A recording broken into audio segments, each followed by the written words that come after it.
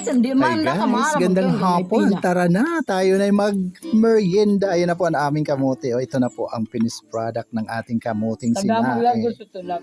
Mm. Comment nga. Ayan. Karasa daw kulo. Partneran natin ng, ayan, niyog na kinagod.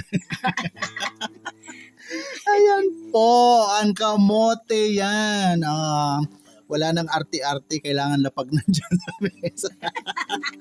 Dahil ang aking mga kasama mga palangga, ayan o si Nanay Pina, 95 years old na siya pero still, wow, still alive and kicking yan. Ganito ang buhay dito sa probinsya. Nga, pabayla. So yun, ayan po ang aming lugar dito sa Crystal Mountain nga napakatahimik na lugar. So yun, mga palangga, tara na merienda na tayo. Ayan na. Muli maraming salamat sa inyong lahat. Love you all guys. God bless us all po. Bye. Bye. Dito sa